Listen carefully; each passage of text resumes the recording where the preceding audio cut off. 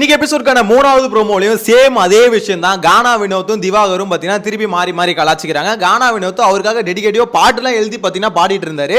So இதை பார்க்கும்போது உங்களுக்கு தோணும், என்ன ப்ரோ பழைய மாதிரி பரவாயில்ல ஃபன்னா போகுது அப்படின்ற மாதிரி யோசிச்சிங்கன்னா அது ஃபன்னா போலங்க.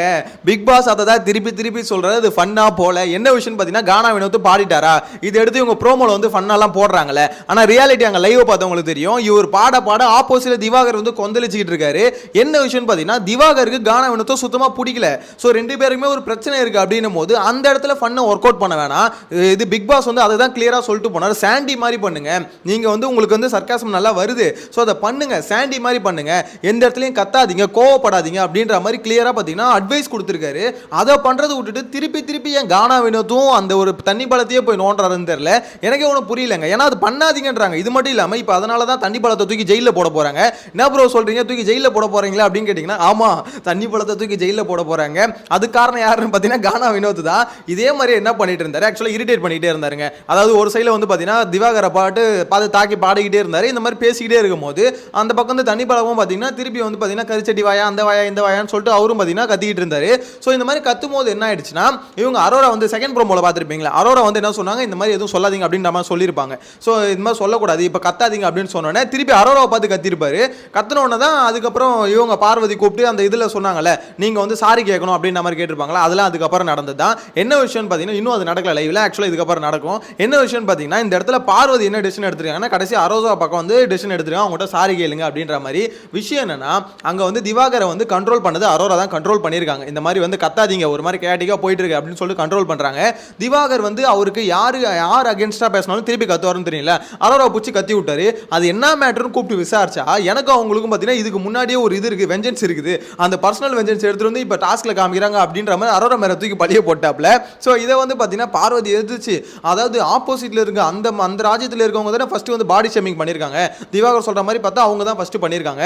அப்படின்னும் போது நீங்க எல்லாம் வந்து திவாகர் கூட சப்போர்ட்டா தான் நின்றுக்கணும், நீங்க எதுக்கு இந்த மாதிரி இது அவரை வந்து உட்கார சொன்னீங்க அப்படின்னு சொல்லிட்டு பார்த்தீங்கன்னா இந்த பக்கம் திருப்பி பார்வதி கேள்வி கேட்குறாங்க. பார்வதி திவாகரை விட்டு கொடுத்துருவாங்களா அப்படின்ற மாதிரி தான் இருந்தது.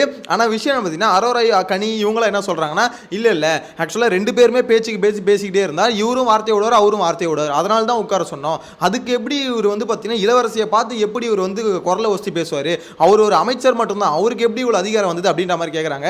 ஸோ இதுக்கு வந்து நான் அப்புறமா தீர்ப்பு சொல்கிறேன் அப்படின்னு சொல்லிட்டு அப்போதைக்கு ஒத்தி வச்சுட்டு இப்போ பார்த்தீங்கன்னா டிஸ்கஷன் போயிட்டு இருக்கு. இந்த மாதிரி சாண்ட்ரா இவங்களாம் என்ன சொல்கிறாங்க, ரெண்டு பேருமே தூக்கி ஜெயிலில் போடணும் அப்படின்ற மாதிரி அவங்க வந்து சொல்கிறாங்க. ஸோ இது ஜெயிலில் போடணுன்ற மேட்ரு வந்து தப்பா ரைட்டான்னு கேட்டிங்கன்னா அந்த பவர் வந்து பிக் பாஸ் கொடுத்துட்டாரு. யார்கிட்ட கொடுத்துருக்காருன்னா, ஒன்று சாண்ட்ரா கிட்டையும் பிரஜன்ட்டையும் கொடுத்துருக்காரு. இந்த வீட்டில் வந்து யாராவது டாஸ்க்லேருந்து மீறி நடந்தாலோ, டாஸ்கில் வந்து தமிழ் பேசாமல் இந்த எப்படி சொல்ல இங்கிலீஷ் அதிகமாக கலந்து இல்லை ஃபுல் அண்ட் ஃபுல் இங்கிலீஷ்லேயே பேசுகிற மாதிரி யாராவது பேசினாங்கன்னா அவங்கள தூக்கி ஜெயிலில் போடுங்க அப்படின்ற மாதிரி சாண்ட்ராக்கும் பிரஜனுக்கும் பார்த்தீங்கன்னா பவர் கொடுத்துருக்காரு. எனக்கு தெரிஞ்சு இதுக்கு இளவரசிகிட்ட கேட்கணும்னு அவசியமே இல்லை அவங்களுக்கு. ஏன்னா அந்த பவர் வந்து இந்த மாதிரி ஒரு டேப்பு கொடுத்து அவங்க கிட்ட கீழாம் கொடுக்குறது எதுக்காகனா, உங்களுக்கு ஒரு பவர் இருக்குது, உங்களோட கேம் பிளேவை நீங்கள் ஆடுங்க அப்படின்னு சொல்கிறதுக்கு தான். இங்கே பெரிய பிரச்சனை என்ன தெரியுமா, அவங்களுக்கான கேரக்டரை யாருமே உள்வாங்கி நடிக்க மாட்டாங்க. அதுதான் பெரிய பிரச்சனையாக இருக்குது. இந்த இடத்துல கானா வினோதும் திவாகரும் இருக்காங்களே, டாஸ்க்கை பயங்கரமாக டிஸ்டர்ப் பண்ணிட்டு இருக்காங்க. ஆக்சுவலாக உங்களுக்கு ஃபன்னாக இருக்கும், எனக்கும் பார்க்க ஃபன்னாக இருக்குது இல்லைன்னு சொல்ல, ஆனால் டாஸ்க்கை பயங்கரமாக டிஸ்டர்ப் பண்ணுறாங்க. அவங்களுக்குள்ளே இருக்க பர்சனல் காண்டை வந்து பார்த்தீங்கன்னா திருப்பி ரெண்டு பேருக்குள்ளேயே ஒரு லூப் மாதிரி போயிட்டே இருக்கு. இவர் வந்து அவரை கலாய்க்க, அவர் இவரை கலாய்க்க, அப்போ மிச்ச பேர்லாம் என்ன பண்ணுறாங்க கேட்டால் எதுவுமே பண்ணல. ஸோ அது ஒரு மாதிரி வந்து மற்றவங்களாம் அதில் வந்து தெரியாமல் போயிடுறாங்க. இதுதான் ரொம்ப நாளாக நடந்துகிட்டு இருக்கு. இந்த சீசனில் பிக் பாஸ் வந்து ஏதோ ஒன்று பிரச்சனையாக இருக்குன்னு சொல்கிறாருல, ஏதோ ஒன்று இல்லை சார், சில பேர் அங்கே பிரச்சனையாக தான் இருக்காங்க. ஏன்னா அவங்கள சுற்றி, அதாவது ஒரு டாஸ்கில் பிரச்சனை வரது வேற, அவங்க பிரச்சனையை டாஸ்க்குள்ள கொண்டு வரதுன்றது வேற. இங்க என்ன நடக்குதுன்னா, அவங்களோட தனிப்பட்ட பிரச்சனை எல்லாத்தையும் டாஸ்க்குள்ள கொண்டு வந்து அதை வச்சு பார்த்தீங்கன்னா டாஸ்க்கை காலி பண்ணிட்டு இருக்காங்க. இதனால தான் பார்த்தீங்கன்னா எந்த டாஸ்க்கும் உருப்பட மாட்டுது. பிக் பாஸ் டீம் வந்து இது ரொம்ப யோசிக்கிறாங்க, என்ன பிரச்சனையா இருக்கும், நம்மளும் எல்லாமே பண்ணி பார்க்குறமே இவங்களுக்கு, அப்படி இருந்தும் இதை வந்து ஒரு கண்ட்ரோலுக்குள்ளேயே கொண்டு வர முடியும் அப்படின்ற மாதிரி பிக் பாஸ் டீமும் பயங்கரமா யோசிக்கிறாங்க.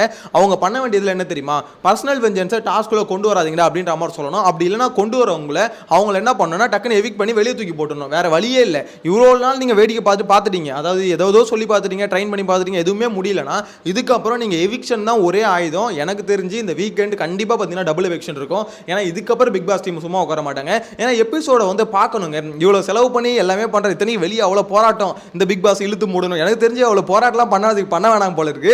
இவனுங்களே இப்படியே போச்சுன்னா இந்த சீசனோட முடிச்சுப்பானுங்க, இல்லை இந்த சீசன் முடிக்காமே முடிச்சுப்பானுங்க. ஏன்னா கொஞ்சம் நஞ்ச வியூஸ் வந்து வரணும். வியூஸ் மீன்ஸ் நான் சொல்கிறது அவங்களுக்கு வந்து டிஆர்பி கொஞ்சம் நஞ்சமாவது வரணும். இந்த மாதிரி படுமட்டமாக போச்சுன்னு வச்சுக்கோங்களேன், கண்டிப்பாக டிஆர்பி டிஆர்பி வராது அப்படின்ற மாதிரி தான் எனக்கு என்னமோ தோணுது. ஸோ அதனால தான் அவங்களும் கோவப்படுறாங்க. இதை மாற்றுறதுக்கு கேரக்டரை இன்வால்வ் ஆகணும், கேரக்டர் உள்ள இன்வால்வ் ஆகணும், அந்த கேரக்டர் எப்படி டெவலப் பண்ணலாம். இப்போ சாண்ட்ரா பிரச்சனை எக்ஸாம்பிள் சொன்ன மாதிரி அவங்க கிட்ட பிக் பாஸ் ஒரு ஆயுதத்தை கொடுத்துருக்காரு. அவங்க வாட்சா ஒன்றும் ஓகே இவங்கலாம் பாரு இப்போ கானா வினோத் இருக்காரா, இல்லை வேற யாராவது இருக்காங்களா, இப்போ அவங்க வந்து ஒழுங்காக தமிழில் பேசலை, இல்லை அந்த டாஸ்க் அந்த கேரக்டர்லேருந்து வெளியே வராங்க அப்படின்னா டக்குனு தூக்கி ஜெயிலில் போடு. எதுக்கு அந்த பவர் கொடுக்குறாரு? அந்த பவரை யூஸ் பண்ணும்போது தானே கெத்தா அந்த உங்களுக்கு அந்த பவரை கொடுக்கும்போது சாண்ட்ரா போனவன் எப்படி பண்ணாங்க, அந்த சீக்ரெட் டாஸ்க்ல உங்களுக்கு ஒரு பவர் கொடுத்தோன்னு விளாண்டாங்களே, அதே தான் இதுவும் உங்ககிட்ட ஒரு பவர் கொடுத்துருக்காரு அப்படின்னும் போது நீங்கள் அதை யூஸ் பண்ணணும், எடுத்து போடணும், பிரச்சனை கிளம்பட்டும், அங்கே புரட்சி வெடிக்கட்டும், அதுதான் இங்கே தேவை. பிக் பாஸ் அந்த பவரை கொடுக்குறது அதை யூஸ் பண்ணால் அதில் ஒரு புரட்சி கிளம்பும். இதெல்லாம் இதுதான் பார்த்தீங்கன்னா டாஸ்க்குள்ளே வர கண்டென்ட். எதுக்காக தூக்கி ஜெயிலில் உள்ள போடுறாங்க? இந்த மாதிரி நீங்கள் டாஸ்க்கில் வந்து அந்த கேரக்டர் இல்லை, கேரக்டர் விட்டு வெளியே வரீங்க, தமிழில் வந்து ஒழுங்காக பேசலை, ஸோ அப்படின்ற ரீசனுக்கோசம் பார்த்தீங்கன்னா நீங்கள் வந்து இந்த மாதிரி பண்ணுறீங்க. ஸோ அப்படின்னும் போது டாஸ்க்குள்ளே வர பிரச்சனையில் ஒரு கலவரம் உண்டாகுது, நீங்கள் தூக்கி ஜெயிலில் போடுறீங்க அப்படின்னும் போது அது டாஸ்க் பேஸ்டு ஒரு இஷ்யூவாக இருக்கும், இன்ட்ரெஸ்டிங்காக இருக்கும், ஷோ எங்கேஜிங்காக போகும், ஆடியன்ஸுக்கும் பார்த்தீங்கன்னா ஓகே ஆமாம் அவங்க பண்ணதுக்கு தப்பு ரைட்டு அப்படின்ற மாதிரி டிஸ்கஷன் போகும். இங்கே அதெல்லாம் இல்லாமல் இப்போ கானா வினோத் காலையிலேருந்து என்ன நடக்குன்னா, கானா வினோத் வந்து திவாகரை கலாய்க்கிறாரு, திவாகர் வந்து பார்த்தீங்கன்னா திருப்பி அது கோவப்படுறாரு, திருப்பி கானா வினோத் கலாய்க்கிறாரு, திருப்பி திவாகர் கோவப்படுறாரு, திவாகர் கலாய்க்கிறாரு, கானா வினோத் கோவப்படுறாரு. என்னடா என்னாலே சத்தியம் முடியலைங்க, என்னடா இது திருப்பி திருப்பி அதே நடந்துட்டு இருக்கு அப்படின்ற மாதிரி ஒரே விஷயம் தான் போயிட்டு இருக்கு. நீங்கள் ப்ரோமோலே பார்த்துருப்பீங்க, திருப்பி திருப்பி அதே விஷயம் தான் லூப் மோல நடந்துகிட்டே இருக்கு. ஸோ இதை ஸ்டாப் பண்ணோன்னா கானா வினோத்துக்கு பிக் பாஸ் வந்து நல்ல அட்வைஸ் பண்ணார், ஸ்டாப் பண்ணணும்னு சொல்லிட்டு அட்வைஸ் பண்ணார். இருந்தாலும் கானா வினோத் புரிஞ்சுக்கிற மாதிரி இல்லை, அவர்கிட்ட உண்மையிலே நல்ல கவுண்டர் இருக்கு. அதை வந்து எப்படி யூஸ் பண்ணணும்னா திவாகரை விட்டுறணும், திவாகரை தட்டி விட்டுருங்க, அவரை நீங்கள் ப்ரியாரிட்டைஸ் பண்ணாதீங்க, மற்றவங்களுக்கு கவுண்டர் போடுங்க. ஏன்னா உங்களுக்கு நீங்கள் அவர் கவுண்டர் போட்டால் தான் அவரும் வெளியே தெரிவார் கரெக்டாக. ஸோ அப்படின்னும் போது அவருக்கு நீங்கள் கவுண்டரே போடாதீங்க, அப்படியே விட்டுட்டு மற்றவங்க ஏதாவது பேசினா மற்றவங்ககிட்ட நீங்கள் கவுண்டர் போடுங்க. உங்களுக்கு வந்து அந்த கவுண்டரில் கொஞ்சம் வார்த்தைகளை வந்து கொஞ்சம் கண்ட்ரோல் பண்ணி கவுண்டர் போட்டிங்கன்னா உண்மையிலேயே கானா வினோத்துக்கு ஒரு நல்ல ஸ்கோப் இருக்குது. அதை யூஸ் பண்ணிக்க மாட்டாரு. போய் திவாகர் திவாகர் திவாகர் அவரை பார்த்தா கலாய்க்கணும் தாங்க தோணும், நான் இல்லைன்னு சொல்ல.